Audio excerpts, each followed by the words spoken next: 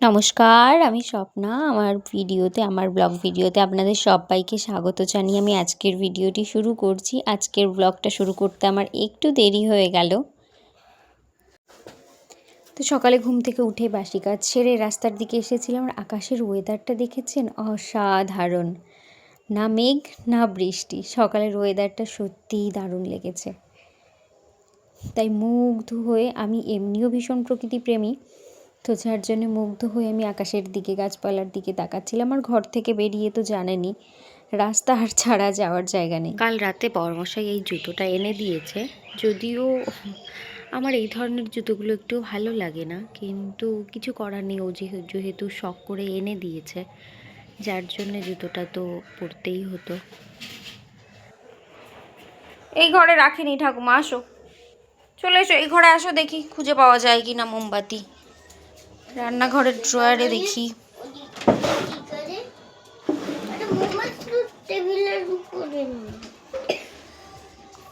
রাত্রে কারেন্ট চলে গেছিল আর এখানে মোমবাতি খুঁজছিলাম, ঘরেও তো নেই। ঝুড়িতে দেখলাম। আমাদের সময়, আমরা যখন ছোট ছিলাম তখন অনেক কারেন্ট চলে যেত জানো। আমরা খুব ছুটোছুটি করতাম, খুব মজা করতাম যখন কারেন্ট চলে যেত জানো। তোমাকে লিখতে বসিয়েছি আর অমনি কারেন্টটা চলে গেল।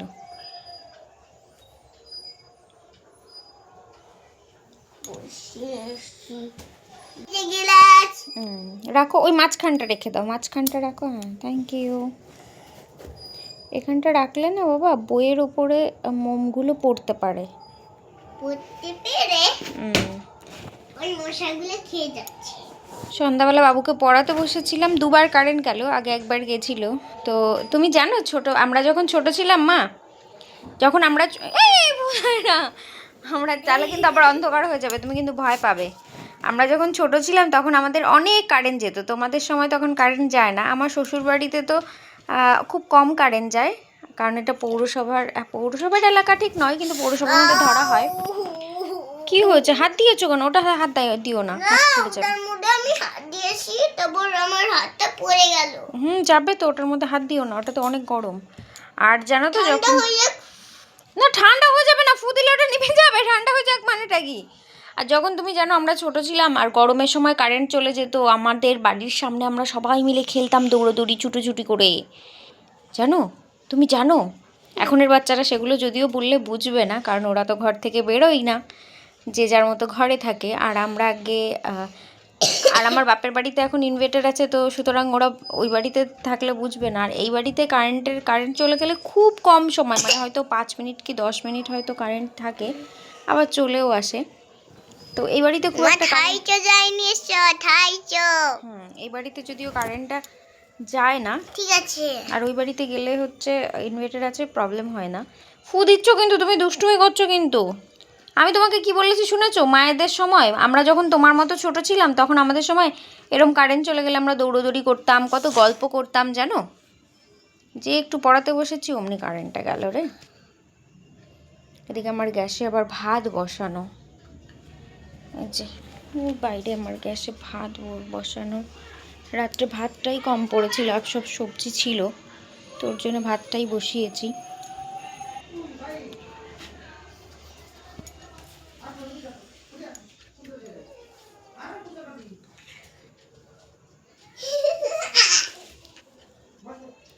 এই কারেন্ট যাওয়ারটা যদিও কাল রাতের ভিডিও। আর ছোলা আর কাঁচা বাদাম এগুলো রোজই ভিজিয়ে রাখি, বড়মশাই খায়, আমি খাই, ছেলেও খায়। কাঁচা ছোলা আর বাদাম, মানে বাদামের উপকারিতা তো আর আপনাদের নতুন করে বলতে হবে না। এর উপকারিতা মানে যারা জানেন তারা তো জানেন, যারা জানেন না তাদের জন্য বলি, যে পুষ্টিগুণে ভরপুর, কম দামে, মানে সস্তায়, একদম পুষ্টিতে ভরপুর খাবার আর কি আমাদের। আর এটাও কাল রাতের ভিডিও, আমি রাত্রেই আর কি এগুলো ভিজিয়ে রাখি, কারেন্ট চলে যাওয়ারটা আর এগুলো সবই রাতের ভিডিও, মানে কাল রাতের ভিডিও। আমি আজকে একবার এডিট করে ছাড়ছি এটা। আর বাদাম না আমি খুব অল্প পরিমাণ দিই, কারণ বাদামে অতিরিক্ত ফ্যাট থাকে, যার জন্য বাদাম একটা কি দুটো খেলেই হয়। ছোলাটা একটু বেশি করেই ভেজাই আমি আর কি। তোর কথা বলতে একটা কথা আমার খুব মাথায় এলো, সেটা হচ্ছে যে আমাকে একটা শাড়ি এনে দিয়েছিল আমার হাজব্যান্ড। তো সেই শাড়িটার কালারটা আমার কেমন একটা লেগেছিল। আমি বলেছিলাম যে হোয়াইট অ্যান্ড রেড কালারের একটা শাড়ি আনতে। তো শাড়িটা আনার পরে না আমার কেমন একটু মন খারাপ হয়ে গেছিলো, আর আমি ওকে বলছিলাম যে তুমি এই শাড়িটা চেঞ্জ করে এনো। তো আমি তো তখন বুঝতে পারিনি যে ওর একটু খারাপ লাগবে। তো না আমার মা খুব আমাকে বকেছিল। তো আমি বললাম আচ্ছা ও আমাকে বলেছে যে যদি আমার পছন্দ না হয় আমি এটা পাল্টে নিয়ে যেতে পারি। তো তখন মা বললো তুমি ওই ধরনের শাড়ি তো তুমি আবার কিনতে পারবে, কিন্তু ও তোমাকে মানে একটা পছন্দ করে এনে দিয়েছে। আমাদের যাকে যাকে আমরা ভালোবাসি তাদেরকে আমরা শখ করে একটা জিনিস আনলে মুখের ওপর ওরকম বলতে হয় না যে এটা আমার পছন্দ হয়নি বা আমি অন্য একটা নেব, এরকম মুখের ওপর বলতে হয় না। যার জন্যে কালকে জুতোটা আমি জানি না এই ভিডিওটা পরে কখনো দেখবে কিনা, দেখলে হয়তো ওর খারাপ লাগবে, কিন্তু আমি ওর উদ্দেশ্যে বানাচ্ছি না আর কি, অন্য অন্য মানুষদের উদ্দেশ্যে, যে কোনো জিনিস খারাপ লাগলেও বা আমাদের অপছন্দ হলেও আমরা মুখের ওপর না বললেই আর কি বেশি ভালো হয় সেটা। কারণ আমার হাজব্যান্ড এরকম ছোটো ছোটো অনেক জিনিসই নিয়ে আসেন যেটা হয়তো আমার খুব একটা পছন্দ না হলেও ও শখ করে নিয়ে আসেন, যার জন্যে সেটা আমি খুব ভালোভাবে বা ওর মানে বলি যে না আমার খুব ভাল লেগেছে বা কিছু। তো কখনো কখনো কারোর মন রাখার জন্যে, তার সম্মান রক্ষার ক্ষেত্রে এগুলো করতে হয় আর কি।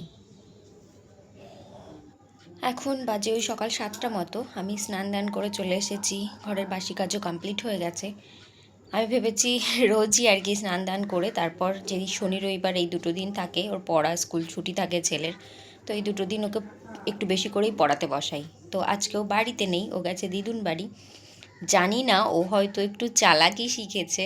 তো ও যখনই শনি রবিবার ছুটি থাকে তো আমাকে বলে কি দিদুনকে কল করো না, দিদুনকে কল করো না। তো আমি যেই কল করি কালকে হাত জোর করে বলছে প্লিজ দাদা আমাকে নিয়ে যাও প্লিজ, এরম করে বলছে। আমার মা আর বাবা তো শুনে হেসে কুটি কুটি হয়ে যাচ্ছে। আমার মা বলছে দাঁড়াও তুমি পড়ায় ফাঁকি দেওয়া শুরু করেছো। তো সে তো এখন বাড়িতে নেই, আর বরমশাই এখানে ঘুমাচ্ছে আর কি।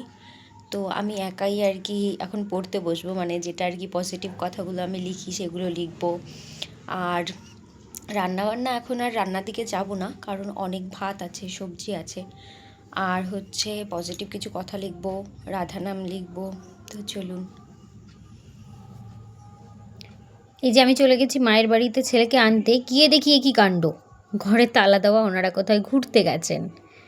তো তারপর বাড়িতে চলে এসে আজকে একাদশী, তাই একাদশীর সাবু ভিজিয়েছিলাম। এই বড় দানার সাবুটা না এমনি খাওয়ার জন্য, আর এতটা সাবু আমি কিন্তু একা খাবো না, সবাই মিলেই খাবো। এই যে সাবুটা অনেকটা ভিজে গেছে তাই দেখাচ্ছিলাম। এই যে বড় দানার সাবু আর ছোটো দানার সাবু দিয়ে ভেবেছি আমি আর কি পুরি বানাবো, মানে যে পরোটা বানায়, পরোটা না লুচি বলে, ওটাই বানাবো। যার জন্য ছোটো দানার সাবু ভিজিয়েছিলাম আর বড় দানার সাবুও ভিজিয়েছিলাম। আর এই প্রথম আমি একাদশীর ব্রত করছি, এবার প্রথমেই আমি একাদশীর ব্রত আর কি শুরু করলাম আর কি।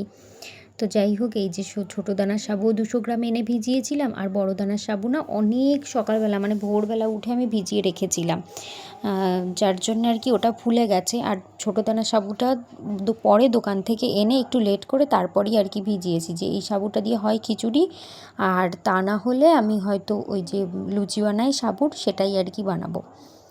তারপরে যে আমি প্রসাদ মানে আমার বানিয়ে এনে আমি রাধা নাম লিখতে শুরু করেছি। আর রাধা নামের মহিমা তো আপনাদের বলে আমি শেষ করতে পারবো না।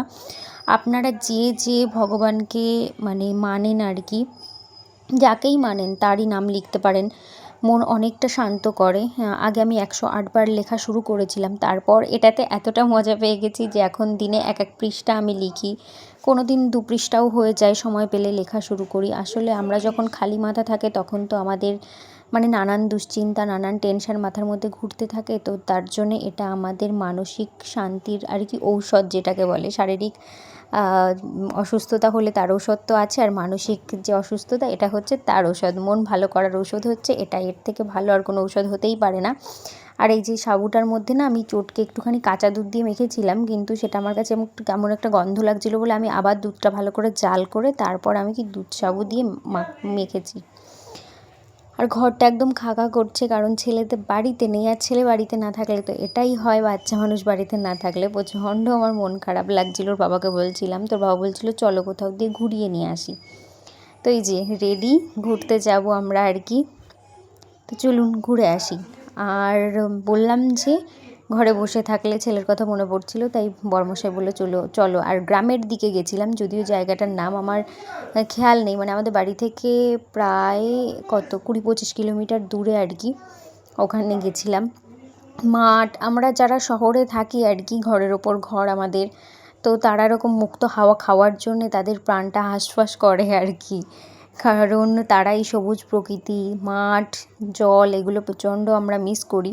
যারা শহরে থাকেন তারাই জানেন। আর গ্রামের দিকে আসলে না, মাটির একটা গন্ধ যেটা আমাকে সত্যি ভীষণ মুগ্ধ করে, সেটা বলার মতো নয়। তো চলুন আজকের ভিডিওটি এখানেই শেষ করছি।